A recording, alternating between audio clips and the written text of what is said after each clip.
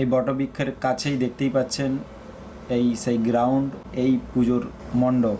আপনারা দেখতেই পাচ্ছেন এই হলো সেই গৌর গোপাল ধামের মন্দির, আর এই হলো আমাদের সেই পূজা মণ্ডপ। অলরেডি কাজ চলছে, প্রায় শেষের পথে। আর আমাদের ইউনাইটেড ক্লাব পাশে অবস্থিত। অবশেষে আমরা পৌঁছে গেলাম গৌড়া সার্বজনীন শ্রী শ্রী দুর্গা উৎসব মণ্ডপ প্রাঙ্গণে। পরিচালনায় গৌড়া দুর্গোৎসব কমিটি ও গ্রামবাসীবৃন্দ, সহযোগিতায় গৌড়া ইউনাইটেড ক্লাব। আপনারা লক্ষ্য করুন, গুটি গুটি পায়ে এনারা 13তম বৎসরে পদার্পণ করেছেন। আপনারা দেখুন এই বৎসরের এদের এক আকর্ষণীয় ও জমজমাট মণ্ডপের থিম অন্ধকারের উৎস হতে। চলুন পুজো কমিটির দাদাভাইয়ের কাছ থেকে আমরা জেনে নেব এবছর ওনাদের ভাবনা কি।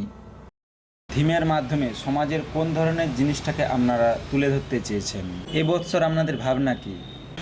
আমাদের এবারে দুর্গাপুজোর থিম হচ্ছে অন্ধকারের উৎস হতে।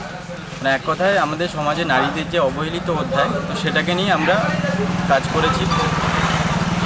সমাজে নারীদের যে অবহেলিত অধ্যায়, সেই অবহেলিত অধ্যায়কে নিয়েই এই মণ্ডপের থিম। আপনারা দেখতে পাচ্ছেন সাদা কাপড়ের উপরে সম্পূর্ণ প্রিন্টিং করা হয়েছে। সমাজের নারীরাও তারা নিজের পায়ে দাঁড়াতে চায়। সমাজের নানান বাধা তাদের ঘিরে ধরে, সেই বাধা থেকেই মুক্তি পেতে অন্ধকারের উৎস হতে, সেই বাধা থেকেই যাতে তারা মুক্তি পায়, তাই এখানে অন্ধকারের উৎস হতে। দিনের পর দিন আপনারা শুনে এসেছেন নারী পাচার হয়ে যাচ্ছে, সেই নারী পাচার রুখতেই আজকের থিম অন্ধকারের উৎস হতে। দেখতেই পাচ্ছেন ধর্ষণ মুক্ত দেশ গড়ি, তার জন্যই অন্ধকারের উৎস হতে।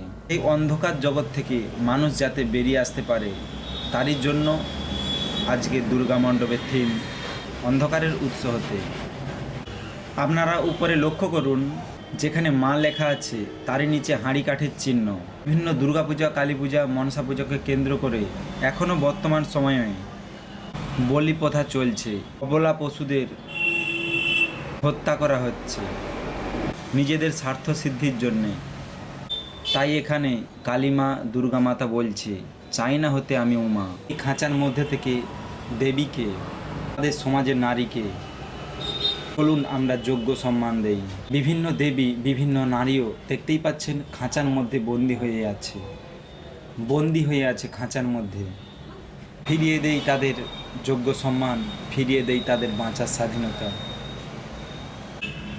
চলুন আপনারা একসাথে হাতে হাত রেখে আমরা প্রতিবাদ করি, ধর্ষণ মুক্ত দেশ গড়ে তুলি। কোল খালি হওয়া মা ফিরে পাক তার কন্যা সন্তানকে। সমাজের নারীরা ফিরে পাক তাদের যোগ্য সম্মান। ধর্ষিতা নারী ফিরে পাক তাদের ন্যায্য বিচার, ফিরে পাক তাদের বাঁচার স্বাধীনতা। এই ছিল আজকে আমাদের এই মণ্ডপের থিম, খুব আকর্ষণীয় থিম। যাই হোক, পুজোর দিনগুলো আপনাদের ভালোভাবে কাটুক। ধন্যবাদ।